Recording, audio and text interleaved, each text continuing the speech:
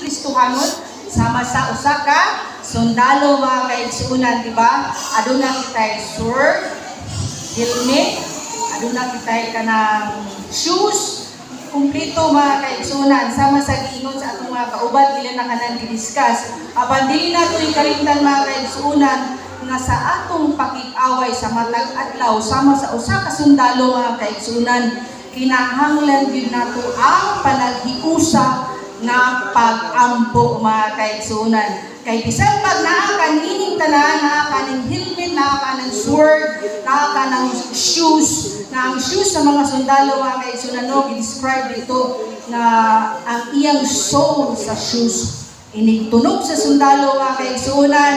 Ang sole atong shoes nga adunay hobnails mga kaigsuunan, mudulot yun siya dito sa yuta aron dili siya matumba mga kaigsuunan. So samay nga na mga kaigsuunan no, nga sa atong paginabuhi isip sundalo nga gigamit ni Paul mga kaigsuunan, kinahanglan gyud nato mag-ampo. Kaysa there in prayer there is power. Do we pray? Do you pray? Do you take for granted mga kaigsuunan nga lang sa ako kang mag-ampo? Or mag-ampo ba ka tungod kay nagakinahanglan ka kay emergency mga kaigsuunan? Aban diingon diri mga kaigsuunan no nga anywhere makaampo ta mga kaigsuunan. Diingon ko dito nga you can pray without ceasing mga kaigsuunan. Dili lang kay moampo ta tungod kay nagkinahanglan ta mga kaigsuunan, di ba? Ato managong makarelate ta mga kaigsuunan noon. Aduna gyud times nga usahay mag-ampo ta mga kaigsuunan pero ang atong nalimtan nato atong giampo. No? Nalimtan nato mga kaigsuunan. Apan ipadasig diri mga kaigsuunan na samtang kita mag-istorya sa Ginoo mga kaigsuunan, we should cherish every moment mga kaigsuunan nga makikistorya ta sa atong Ginoo. Tungod kay ang kaaway mga kaigsuunan, nagagulog ka na siya sama sa leyon mga kaigsuunan.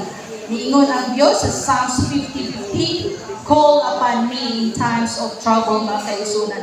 Sama sa gipadasig ni Paul mga kaigsuunan, nung sa diha nga si Josaphat, nakipagtok sila sa mga kaaway nila mga kaigsuunan. Unsa yang giimo sa iyang mga katawan mga kaigsuunan, imong mabasa sa 2 Chronicles 20:18 mga kaigsuunan, nga giingnan niya mga ginsakupan nga mag-ampo ta aron ta mga daog mga kaigsuunan. We should not cease to pray mga kaigsuunan. Tungod kay kita maluya manggod kung wala ta nang shield or helmet mga kaigsuunan, maigo gyud ka nga ng araw nga punting ka nato sa kaaway mga kaigsuunan no. So kinsa man di ay unsaon man day nato pag-ampo mga kaigsuunan, mag-ampo giday kita pinaagi sa pangayon nato ang balang Espiritu Santo mga kaigsuunan nga kita punon niini sa matag adlaw nga magagiya kini kanato mga kaigsuunan ug sa tanang panahon mag-aampo gayud kita. Giingon diri sa Luke 18:1-8 mga kaigsuunan,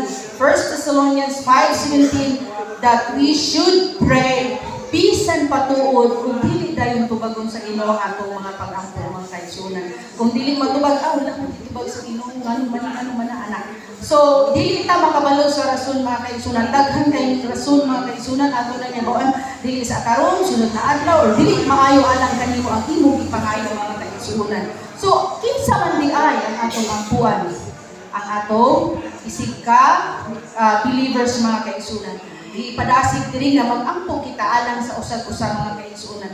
Labi na sa atong mga kaigsuunan bitaw nga kanang adunay nasakit, adunay in pain, adunay nang hinahanglan mga kaigsuunan. Sama sa ipadasig ni Paul nga ayaw lang sa ninyo iampo sa akong physical, pero pray for me. Pareho na natong igod nga prayer request mga kaigsuunan. Usa na siya sa mga tulong ka mga butang nga gihangyo ni Paul nga pray also for me. Sa diha nga siya na priso man bisan pag nakataaning tanan mga kaigsuunan, kung wala di tayo pag-ampo dili kinato mahimo mga kaigsuunan. So mao ra ni ang akong pagbalasi din sa Thursday, practicing battlefield in prayer mga kaigsuunan.